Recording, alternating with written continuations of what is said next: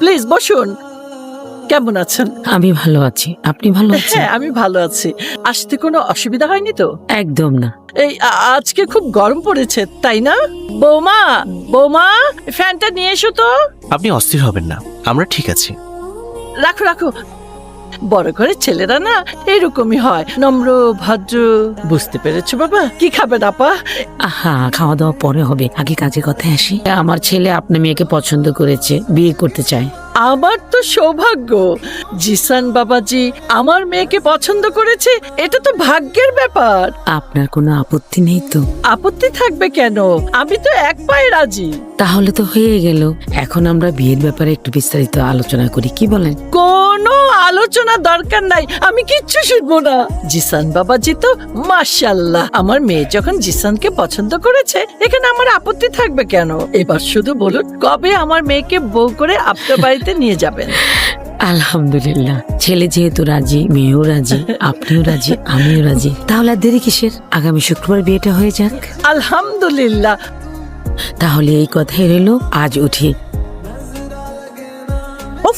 Stop stop, কি হচ্ছে কি জি স্যার?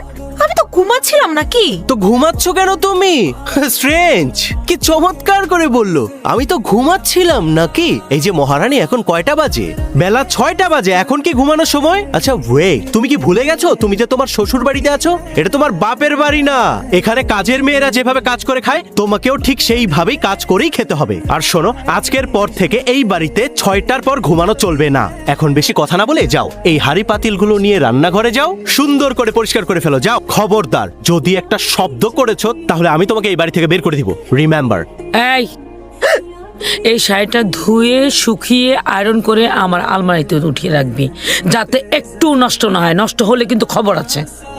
কি হা করে তাকিয়ে কি দেখছিস? আমার মা কি বললো শুনতে পাসনি? খুব সাবধানে, ছিঁড়ে গেলে আমি তোকে ছিঁড়ে ফেলবো। ফাজিল। হ্যালো মা, মা আমি কোন নরকে এসে পড়ছি? মা আমি কোন পাপ করছিলাম?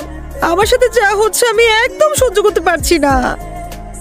কিছু একটা করো মা, আমার আর ভালো লাগতেছে না, প্লিজ কিছু একটা করো। আসাদ, সাজ্জাদ, মা, সাজ্জাদ, কি হয়েছে মা? আমার মেয়ে ওই বাড়িতে গেছে, 24 ঘন্টাও হয়নি, বাড়ির সমস্ত কাজকর্ম করতে দিয়েছে। এটা আমি সহ্য করব না। এখনই সবাই প্রস্তুত হও, ওই বাড়িতে যাব। কোন অধিকারে যাব মা? মানে? বিয়েটা তো তুমি তোমার পছন্দে দিয়েছো, আমাদের কোনো মতামতই জানতে চাও না। তুমি আমাদেরকে কথা বলার সুযোগই দাও নাই। এখন তুমিই বলো, কোন অধিকারে আমরা ওই বাড়িতে যাব মা? ভাইয়া তো ঠিকই বলেছে, আমরা কোন অধিকারে যাব? তার চেয়ে বরং তোমার যেটা ভালো মনে হয় তুমি সেটাই করো। আমি কি তাহলে ভুল করেছি? এটাই বলতে চাচ্ছিস তোরা? তোরা কেউ কথা বলবি না? এতদিন যাদের জন্য সব করেছি, কেউ আমার পাশে দাঁড়াবি না? ওকে গুড, তোদের কাউকে আমার দরকার নেই। আমার মেয়ের জন্য আমি একাই যথেষ্ট। তবে একটা কথা কান খুলে শুনে রাখো তোমরা, আমি ফিরে এসে যেন তোমাদেরকে এই বাড়িতে না দেখি। সবাই চলে যাবে, মনে থাকে যেন কথাটা।